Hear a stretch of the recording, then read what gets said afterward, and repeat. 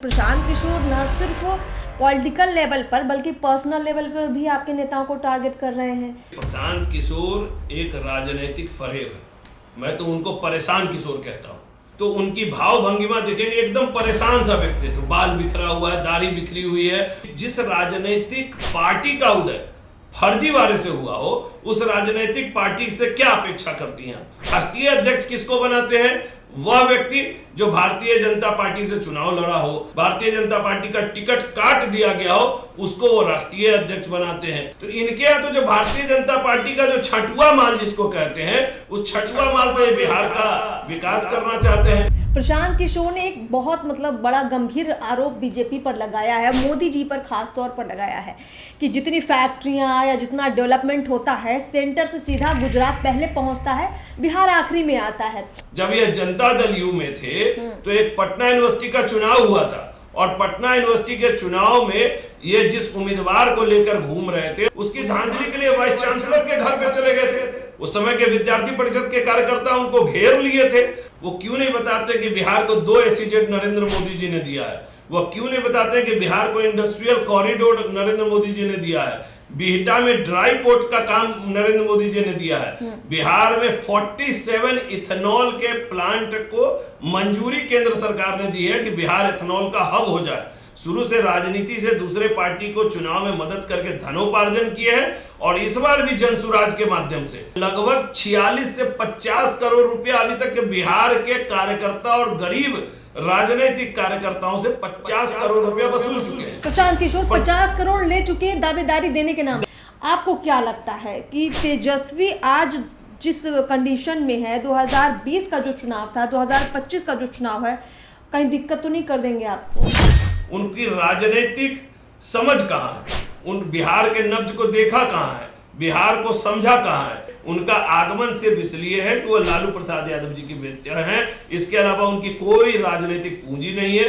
लालू यादव के काल को जब चूंकि वो राबड़ी देवी और लालू प्रसाद यादव जी के पुत्र हैं, तो बिहार की जनता लालू प्रसाद यादव और राबड़ी देवी जी के कृत्यों से उनको जोड़ेगी और उनके किए हुए पाप से तेजस्वी यादव बच नहीं सकते और बिहार की जनता उनको कभी भी किसी भी पल उनको न स्वीकारेगी, न स्वीकारी है और कभी उनको बिहार का मुख्यमंत्री नहीं बनने देगी। नरेंद्र मोदी जी की वो कौन सी खास बातें हैं, वो उनका व्यवहार कैसा रहता है अपने कार्यकर्ताओं के साथ, जो आप लोगों को काफी मोटिवेट करता है?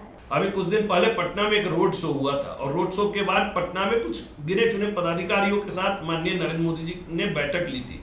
हर व्यक्ति को लग ही नहीं रहा था कि मैं नरेंद्र मोदी जी के साथ बात कर रहा हूँ। आपके बूथ लेवल की ताकत से ही तो राजद वाले, कांग्रेस वाले डरते हैं। मतलब आपने अपनी बूथ की ताकत को मजबूत किया है। जिस दिन चुनाव हो जाएंगे हमारे पास पूरी फौज तैयार है और बिहार में पुनः एनडीए की पूर्ण बहुमत की सरकार बनाने के लिए हम तैयार हैं। हमने हंसते हुए मोदी जी को बहुत बार देखा है, पर कभी गुस्से में आपने देखा है कि कार्यकर्ताओं के साथ कभी गुस्से में हो, कभी डांट दिया हो, या आपके साथ कभी कोई वाकया ऐसा हुआ हो?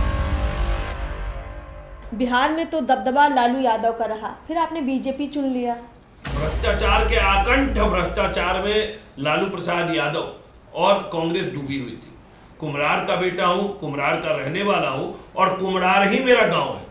तो कुम्हरार का आपने जिक्र किया, चूंकि कुम्हरार ही आपका गांव है, तो कुम्हरार से चुनाव लड़ने का इरादा है क्या? आपको क्या दिखता है कुम्हरार में? मतलब और बेहतर क्या आप कर सकते हैं? कि एक सैदपुर नहर एक बड़ा चिर प्रतीक्षित मांग है उस इलाके के लोगों का। सैदपुर नहर को 4 लेन सड़क में बनाकर और एक कुम्हरार को एक वैकल्पिक कनेक्टिविटी का इशू दिया जाए। छात्र जीवन में होते तो लाठियां खाते हैं, सड़कों पर संघर्ष करते हैं, फिर कभी मौका मिलता है राजनीति में जाने का।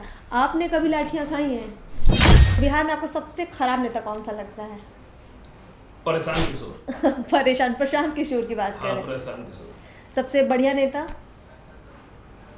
नमस्कार, आप देख रहे हैं पियो भारत। आज के पॉडकास्ट में हम आपकी मुलाकात एक ऐसे शख्सियत से करवाने जा रहे हैं जो भारतीय जनता पार्टी में पिछले 25 सालों से काम कर रहे हैं। इस साल चुनाव है, ग्राउंड पर बीजेपी कितनी मजबूत है, एजेंडे बीजेपी के असली में है क्या, साथ ही हम लोग ये भी जानेंगे कि विपक्षी दलों से ये लोग मोर्चा कैसे लेंगे और ग्राउंड पर बीजेपी की हालत कितनी टाइट है, बीजेपी इस बार कैसे कर रही फाइट है, तमाम बात करेंगे रत्नेश कुशवाहा जी से। स्वागत करते हैं आज के पॉडकास्ट में, बहुत बहुत आपका स्वागत है। धन्यवाद अर्पिता जी। रत्नेश जी, आप 25 सालों से न सिर्फ बीजेपी में काम कर रहे हैं, आप अखिल भारतीय विद्यार्थी परिषद का हिस्सा भी रहे, आप पेशे से वकील भी हैं, तो बातचीत के लिए आपके पास बहुत कुछ है।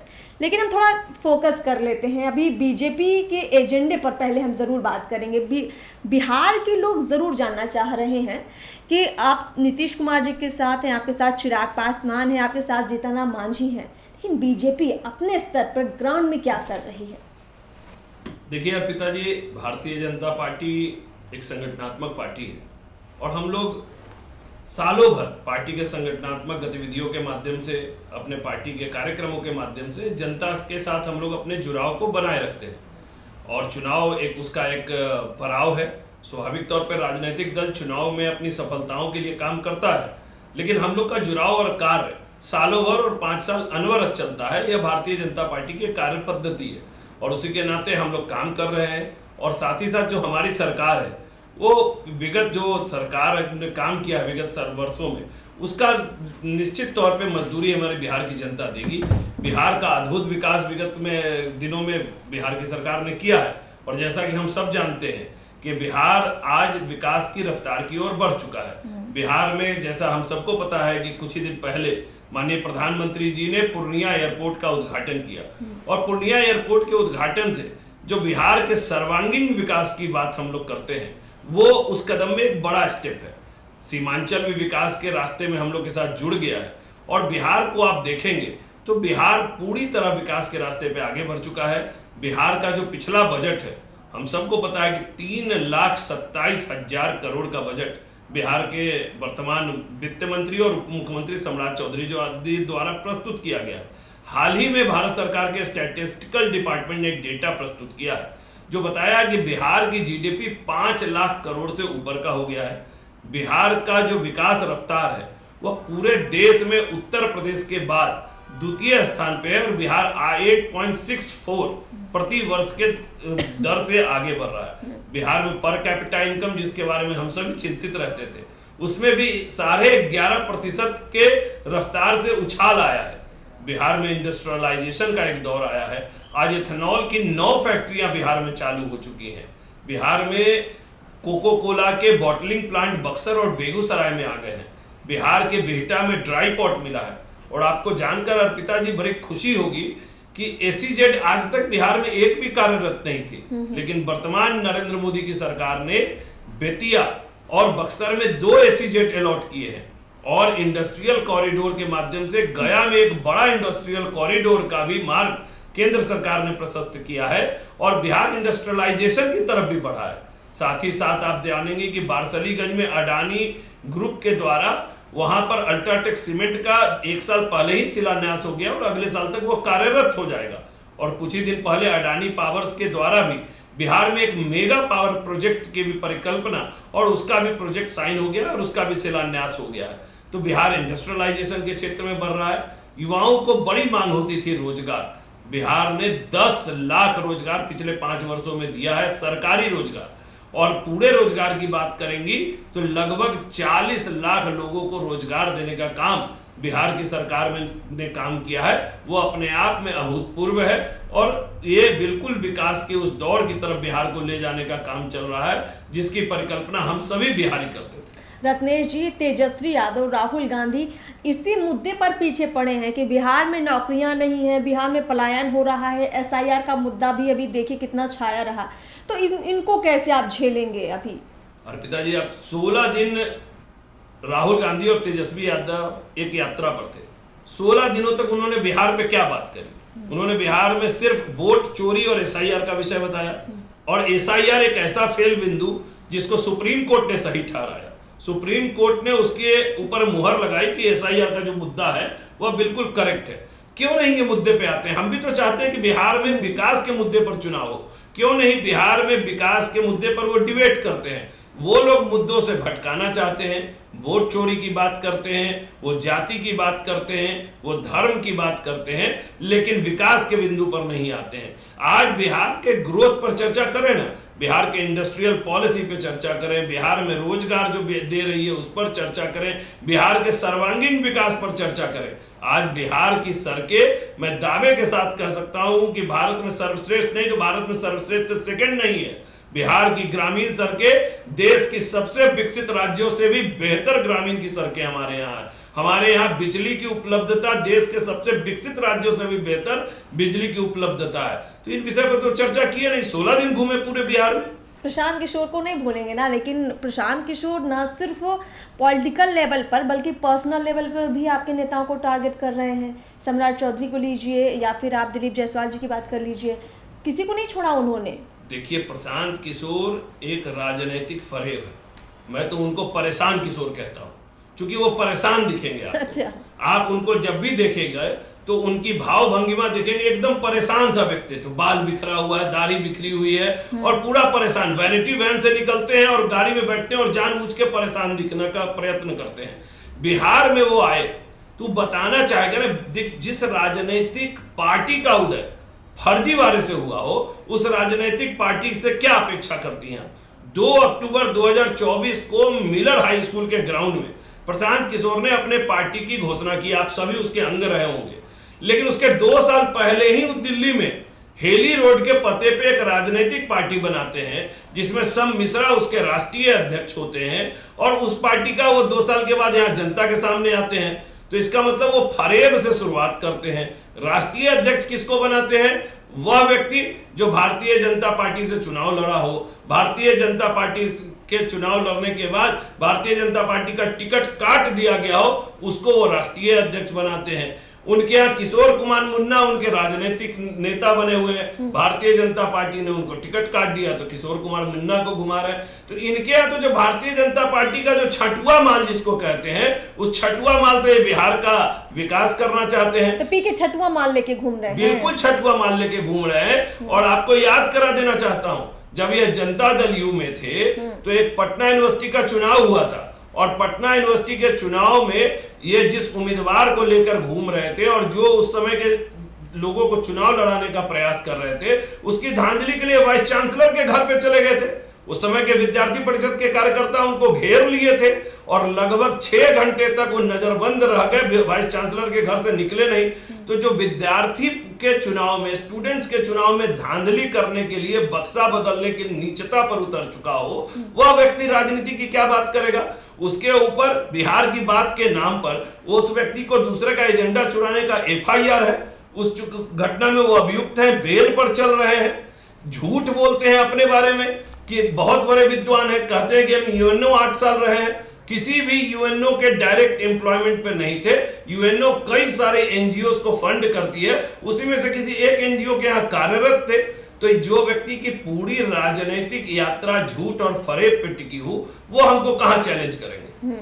प्रशांत किशोर ने एक बहुत बड़ा गंभीर आरोप बीजेपी पर लगाया है, मोदी जी पर खास तौर पर लगाया है कि जितनी फैक्ट्रियां या जितना डेवलपमेंट होता है सेंटर से सीधा गुजरात पहले पहुंचता है, बिहार आखिरी में आता है। तो ये जो आरोप है वो सिर्फ लगा नहीं रहे, पिछले 2 सालों से ग्राउंड पर बिहार की पब्लिक को भी बता रहे हैं कि मोदी जी बिहार को कुछ नहीं दे रहे हैं, सब कुछ तो गुजरात को दे रहे हैं, सारी फैक्ट्रियां तो वहां लग रही हैं। मैंने कहा कि वो फरेब की राजनीति करते हैं, एक्चुअल डेटा नहीं बताते हैं। वो क्यों नहीं बताते कि बिहार को 2 SEZ नरेंद्र मोदी जी ने दिया है। वो क्यों नहीं बताते कि बिहार को इंडस्ट्रियल कॉरिडोर नरेंद्र मोदी जी ने दिया है। बिहटा में ड्राई पोर्ट का काम नरेंद्र मोदी जी ने दिया है। बिहार में 47 इथेनॉल के प्लांट को मंजूरी केंद्र सरकार ने दी है कि बिहार इथेनॉल का हब हो जाए।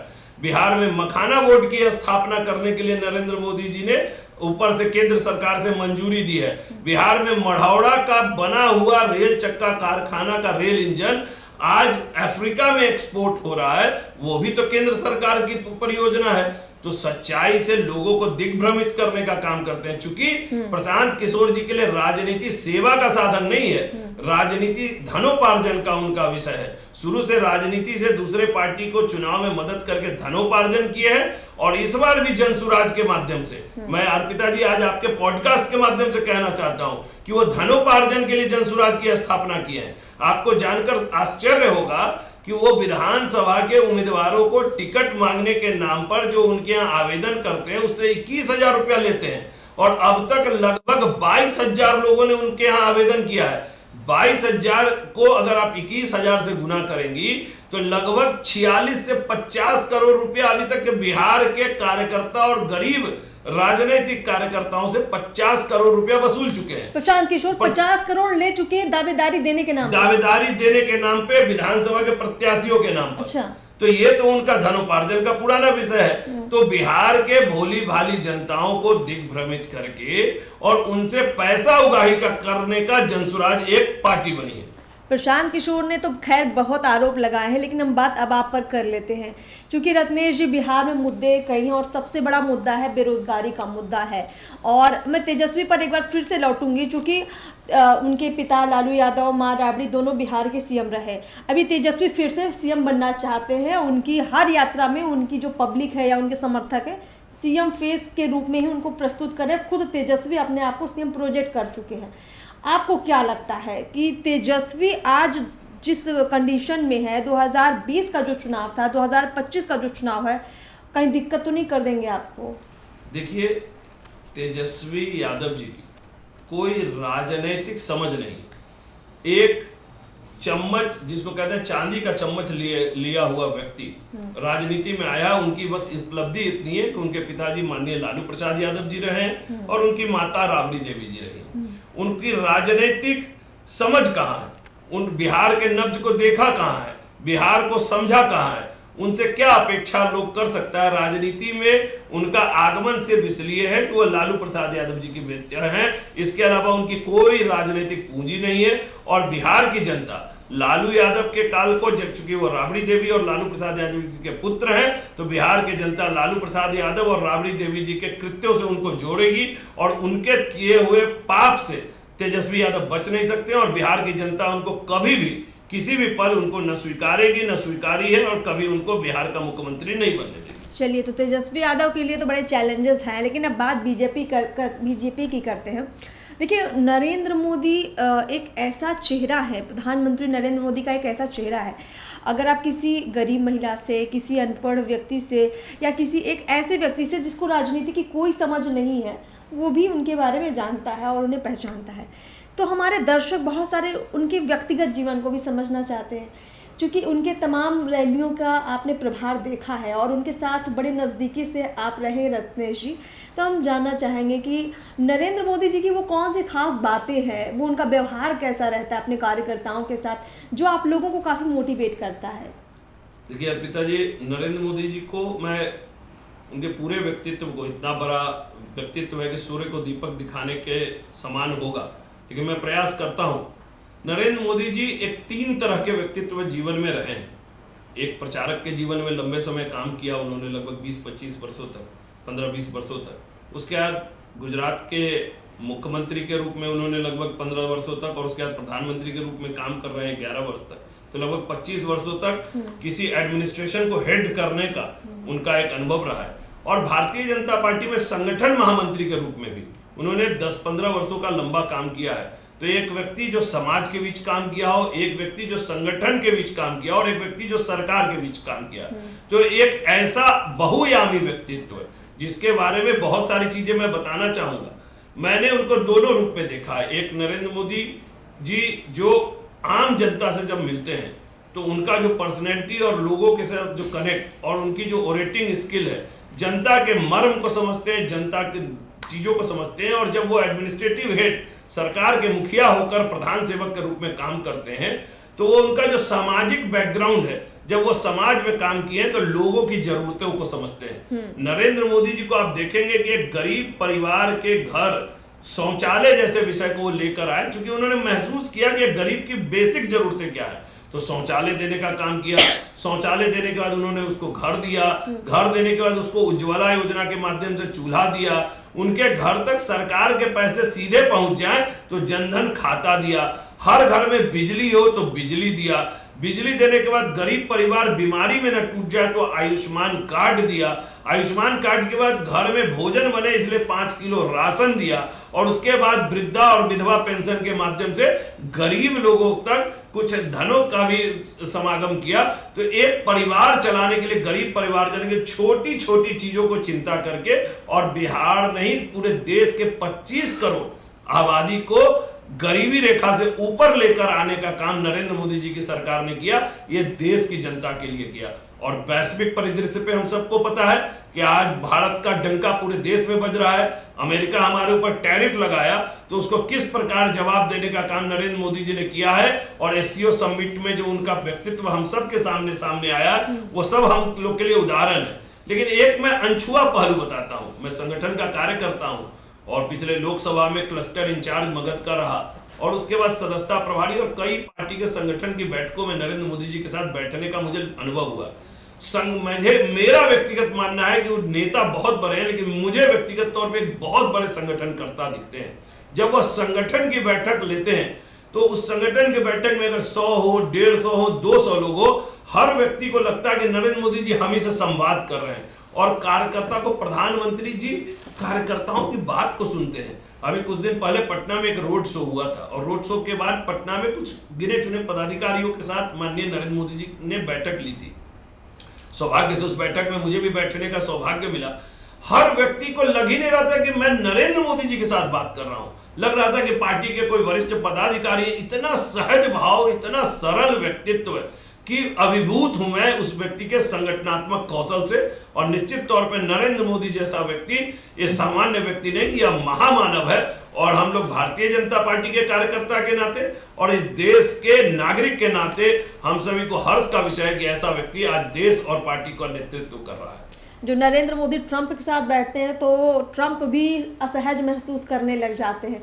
वही नरेंद्र मोदी जब अपने कार्यकर्ताओं के साथ बैठते हैं तो अपने कार्यकर्ताओं को सहज महसूस करवा देते हैं। जी, सहज महसूस, बातचीत करते हैं। वो माइक देकर कहते हैं कि आपके मन में जो भाव है वो बताओ और सबको बात करते हैं। हम लोग को शिक्षा देते हैं, हम लोग को कहते हैं कि राजनीति में कैसे काम करना है, इस विषय का भी मार्गदर्शन देते हैं। तो जो व्यक्ति संगठन, सरकार, देश और देश के अंतिम व्यक्ति का व्यक्ति उसकी भी चिंता करता हो, वो व्यक्ति के बारे में जितना कहा जाए वो कम है।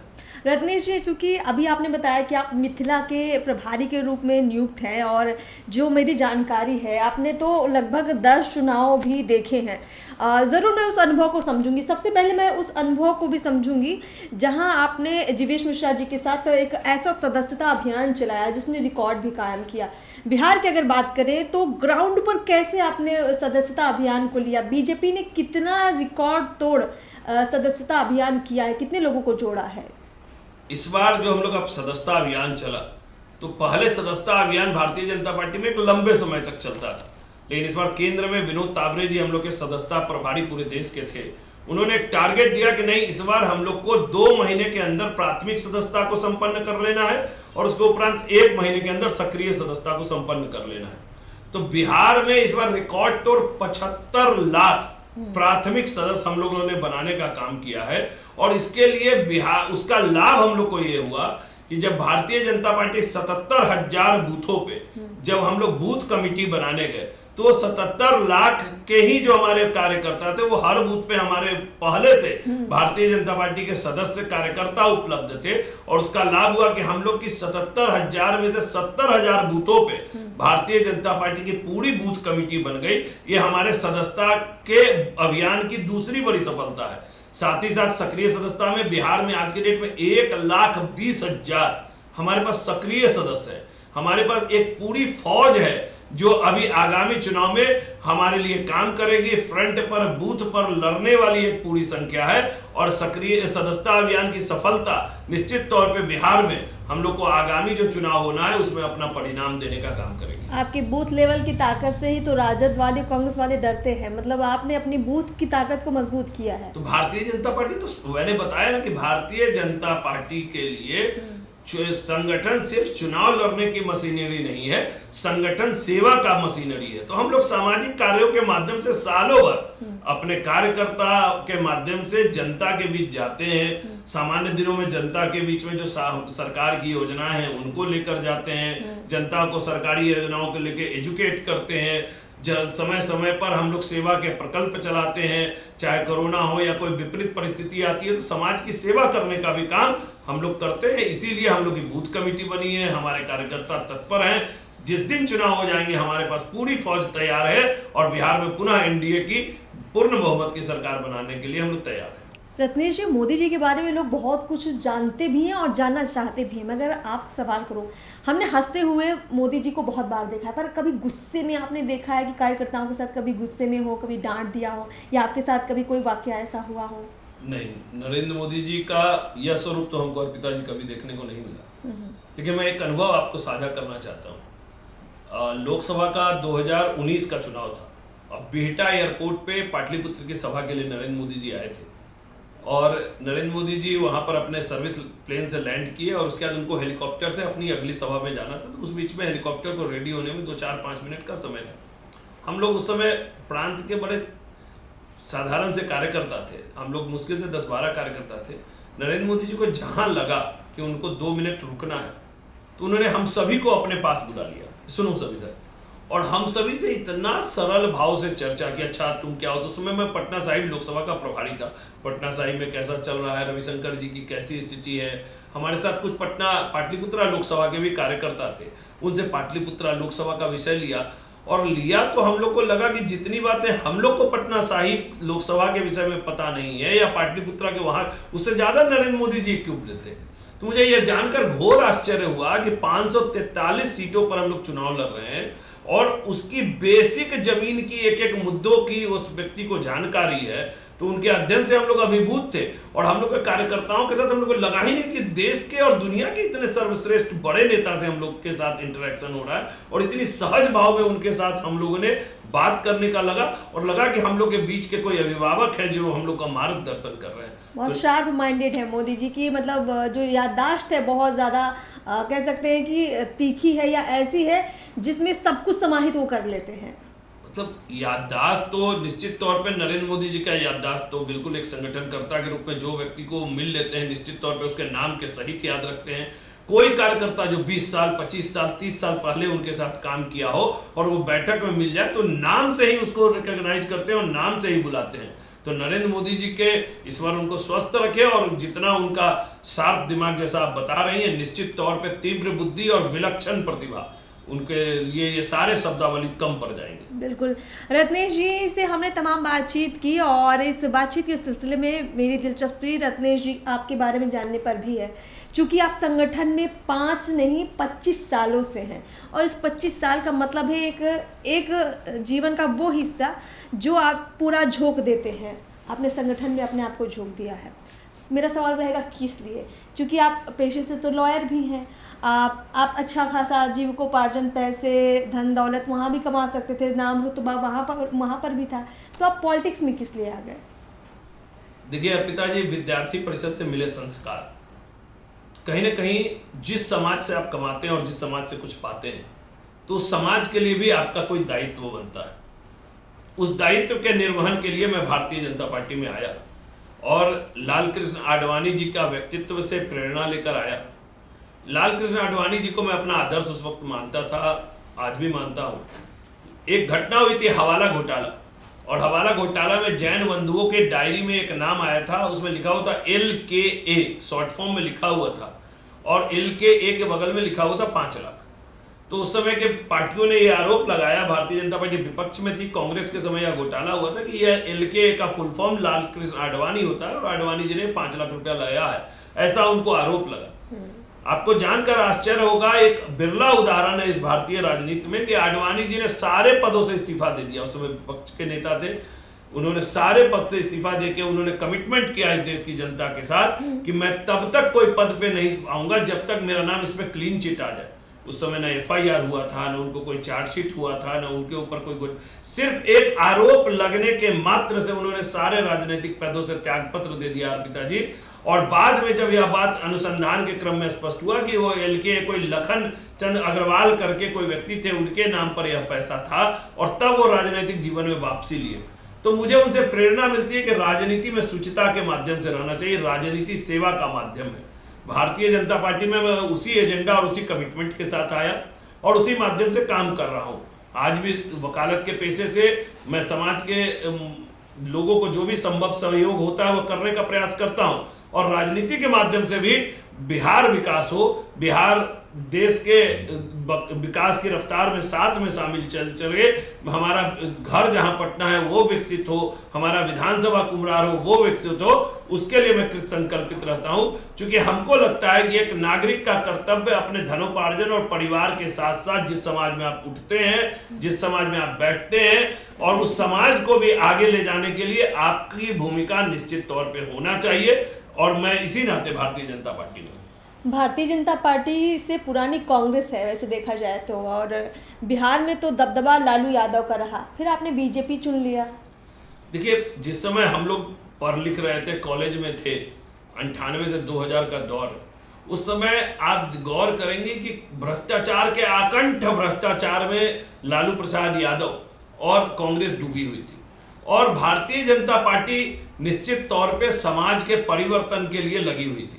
और भारतीय जनता पार्टी में जैसे मैंने बताया कि लाल कृष्ण आडवाणी, अटल बिहारी वाजपेयी जैसे शुचिता के प्रतीक लोग थे, और देश सेवा जिनके लिए प्रथम था। और निश्चित तौर पे मैं इस बात को गर्व के साथ कहता हूं कि आज भी भारतीय जनता पार्टी मेरी पार्टी के लिए नेशन फर्स्ट है, पार्टी सेकंड है और इंडिविजुअल लास्ट है। और ये परिपाटी इस पार्टी में मैं देखकर और इसी पार्टी में अपने जीवन में मैंने यह तय कर लिया कि मुझे सामाजिक सेवा के माध्यम से अगर मुझे किसी राजनीतिक दल में रहना है तो वह भारतीय जनता पार्टी है, भारतीय जनता पार्टी और भारतीय जनता पार्टी है। जिस जोश के साथ आप बातें रख रहे हैं, आप मतलब हर समय इतने एक्टिव रहते हैं, मतलब मैं जानना जरूर चाहूँगी कि आपकी जो राजनीतिक यात्रा है कहाँ से शुरुआत होती है इसकी? आपका गांव, आपका घर, आपका वो परिवेश, क्योंकि आप में वो छवि दिख रही है कि आप लगातार न सिर्फ मुद्दों से जुड़े हुए हैं बल्कि आपके अंदर एक इच्छा भी है कि कुछ करना है, बदलाव। तो वो बदलाव का जो विचार है वो कहाँ से आया?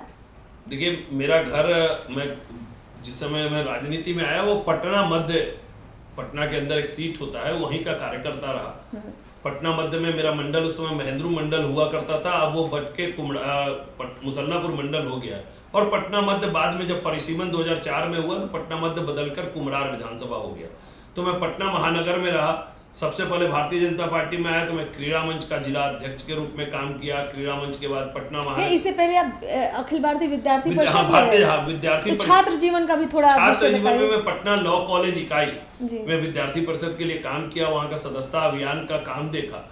और उसके बाद मैं भारतीय जनता पार्टी में सन 2000 में आया। सन 2000 में आने के उपरांत मुझे क्रीड़ा मंच के पटना महानगर की जिम्मेवारी दी गई, और क्रीड़ा मंच में काम करते हुए फिर पटना महानगर के जिला के प्रवक्ता, फिर पटना महानगर का जिला का उपाध्यक्ष, फिर पटना महानगर का सदस्यता प्रभारी, और सदस्यता प्रभारी के बाद मैं जल प्रबंधन मंच, उसकी 2 बार जिम्मेवारी मिली, और 2 बार तक माननीय मंगल पांडे जी और CP ठाकुर जी दोनों के कार्यकाल में मुझे जल प्रबंधन मंच के प्रदेश अध्यक्ष का दायित्व मिला। उसके बाद मैं कई बिहार के विभिन्न जिले, अरवल हो, जहानाबाद हो, शेखपुरा हो, वहाँ के जिला प्रभारी बनने का मौका लगा।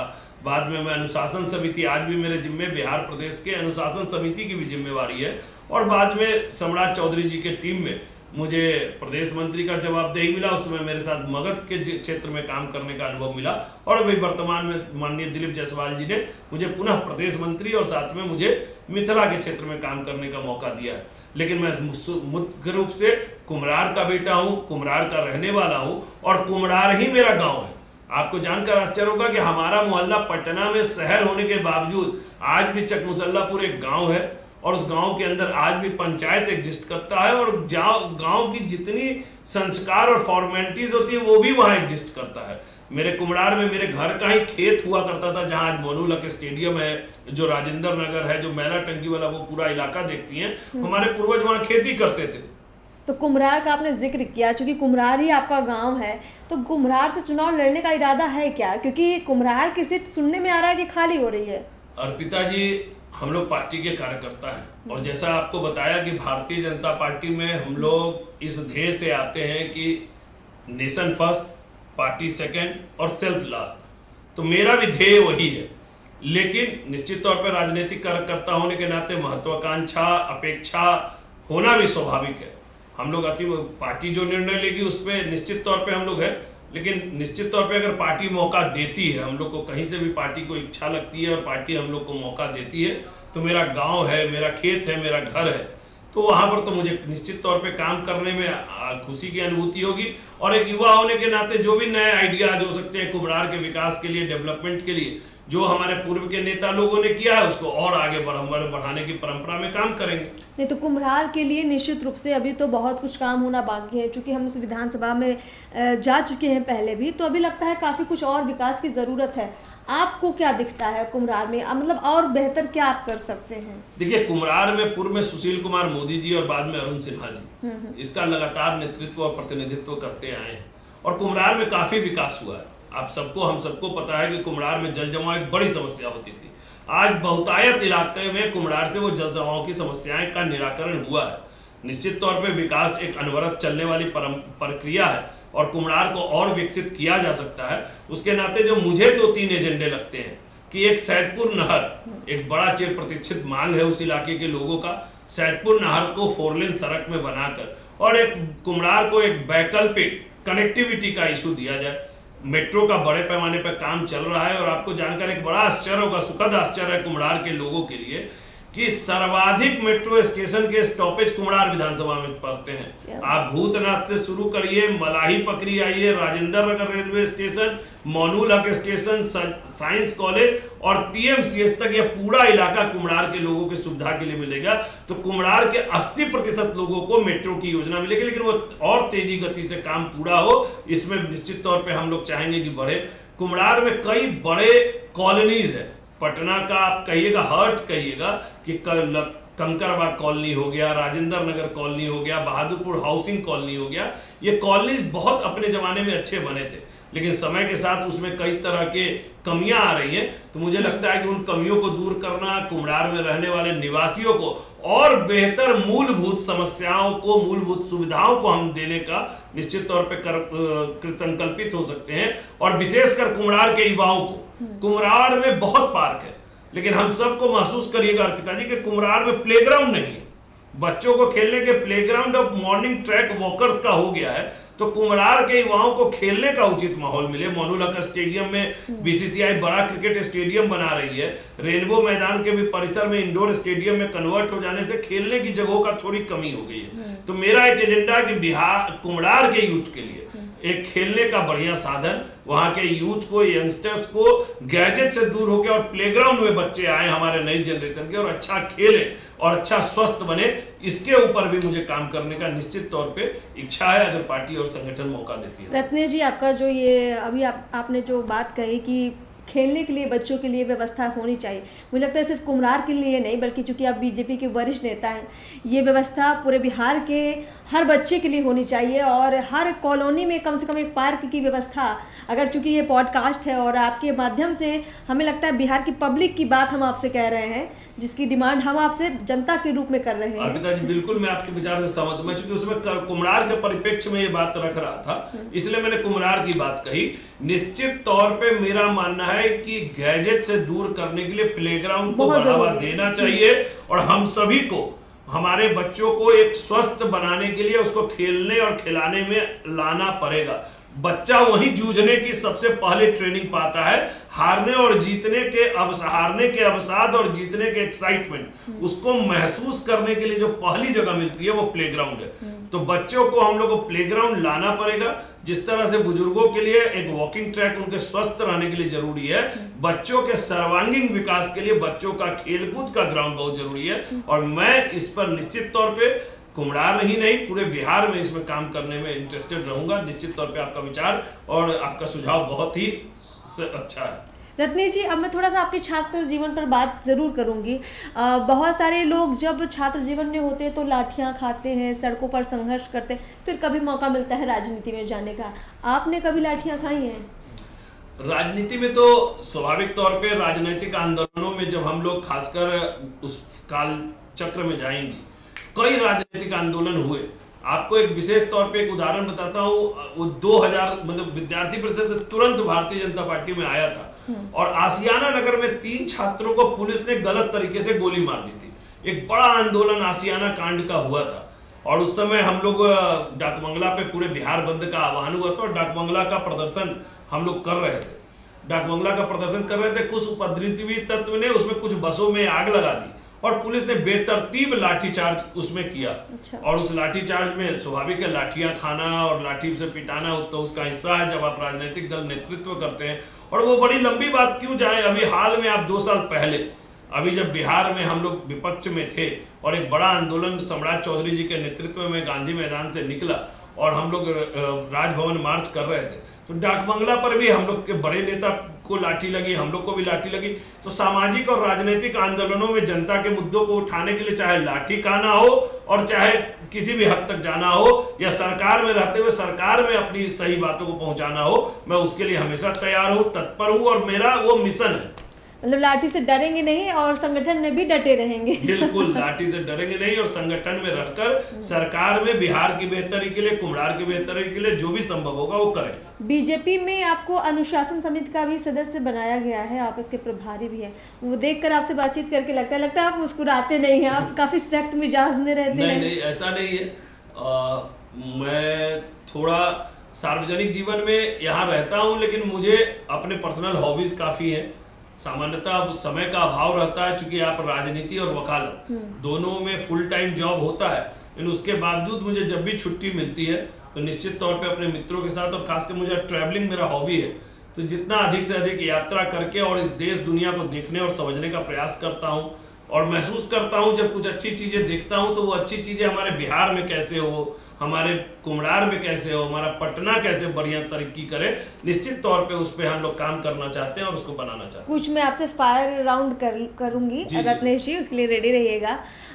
मैं सबसे पहले नेताओं पर बात कर लेती हूँ। बिहार में आपको सबसे खराब नेता कौन सा लगता है? परेशान किशोर। प्रशांत किशोर की बात कर रहे हैं। परेशान किशोर। सबसे बढ़िया नेता? नीतीश कुमार, सम्राट चौधरी। चलिए, 2 सजेशन दिए आपने। अच्छा, बिहार के हटकर सेंटर की राजनीति में सबसे बेहतरीन राजनीति कौन कर रहा है? नरेंद्र मोदी जी। मोदी जी। बिहार में वापस आते हैं, बिहार के लोगों की बात करते हैं। बिहार में सबसे बेस्ट प्लेस आपको कौन सा लगता है? पटना। पटना बेस्ट है। बिहार के खाने में आपको कौन सा व्यंजन पसंद है, कौन सा फूड बेस्ट लगता है? जलेबी कचौरी। जलेबी कचौरी। चलिए, बहुत अच्छा। और अगर हम पहनावे की बात करें तो कौन सा परिधान, किस तरह के परिधान? धोती कुर्ता। धोती कुर्ता। आप खुद ही पहनते हैं धोती हाँ, कुर्ता? मैं धोती कम से कम आधे दर्जन तरीके से बांधता हूँ। अच्छा। हाँ, आधे तरीके धोती बांधता हूँ, धोती पहनता हूँ। घर में मैं धोती को ही लपेट के लुंगी के रूप में पहनता हूँ। मैं आज भी प्योर देसी स्थिति में रहता हूँ और धोती मुझे बड़ा पसंद है। चलिए, अच्छा थोड़ा ये भी सवाल लेते हैं कि अभी खान पान की बात हो गई, पहनावे की बात हो गई, क्योंकि बिहार हमारा त्योहारों का राज्य है, तो आपका बेस्ट फेस्टिवल या सबसे पसंदीदा त्योहार कौन सा है? बिहार में मुझे छठ और होली बहुत पसंद है। छठ में जो घर घर सजता है और बिहार की जो सफाई और अद्वितीय छवि दिखती है वो अद्भुत है पिताजी, वो मतलब उसकी कल्पना नहीं कर सकती हैं। और होली हुड़दंगों का त्योहार है, मिलने जुलने का त्योहार है, तो मुझे होली भी व्यक्तिगत रूप से बहुत पसंद है। होली का आनंद लेने में पसंद है। होली में एक दूसरे को रंग गुलाल खेलने का जो आनंद है, और जैसा मैंने बताया कि मैं गांव के परिवेश से आता हूँ, कुम्हरार में जो एक जगह है मुसल्लापुर, तो ग्रामीण क्षेत्रों की होली का जो आनंद है वो अद्भुत है। चलिए, एक आखिरी बड़ा दिलचस्प सवाल लूँगी, चूँकि आप अनुशासन के काफ़ी कह सकते हैं कि प्रणेता हैं और अनुशासन को लेकर आपके काफ़ी मजबूत विचार हैं। हम पूरे बिहार में रैलियाँ कवर कर रहे हैं और चुनावी यात्रा पर भी निकलते हैं, हमने सब दलों की रैलियाँ कवर की। अनुशासन तोड़ने में सबसे आगे कौन रहता है? किसके कार्यकर्ता, किस पार्टी के कार्यकर्ता? अरे अभी राष्ट्रीय जनता दल, अभी जो इनकी यात्रा हुई है वो फैक्ट आपको बताते हैं, आश्चर्य होगा कि अभी जो ये यात्रा निकली तेजस्वी की राहुल गांधी के साथ वोट चोरी यात्रा में, उस यात्रा में जहां भी इन लोग का मोटरसाइकिल जुलूस गया, हर केंद्र पर इनके 5 से 10 मोटरसाइकिल चोरी हो गए। अच्छा। इन्हीं के कार्यकर्ता इनके मोटरसाइकिल चुरा के भाग जाते हैं। तो आप समझिए कि जिसकी एक यात्रा में इतनी बड़ी चोरी होने लगी, वोटर चोरी की जगह उसको मोटरसाइकिल चोरी यात्रा करनी चाहिए। तो अनुशासन तो आप उनसे सीख लग सकती हैं। कुर्सी तोड़ इनके यहाँ प्रतियोगिता होती है, जब भी नेता भी चुनाव आएगा आप देखिएगा 10-20 कार्यकर्ता का सर फूटेगा। तो इनके यहाँ तो ये आम सी बात है। चलिए, हमारे बिहार के दर्शकों के लिए आपके दिल में क्या खास मैसेज रहता है और उनसे आप क्या ऐसा कहना चाहते हैं जो वो आपको चुनावी राजनीति में लाए? देखिए, चुनावी राजनीति में एक हम लोग मिशन और कमिटमेंट के साथ है। राजनीति हम लोग के लिए धनोपार्जन का विषय नहीं है। राजनीति हमारे लिए सेवा का माध्यम है और उस सेवा के लिए हम लोग भारतीय जनता पार्टी में आए हैं। और वो सेवा करने का अगर पार्टी और संगठन मौका देती है तो निश्चित तौर पे बिहार के लिए, अपने क्षेत्र के लिए कुछ कर गुजरने की तमन्ना है।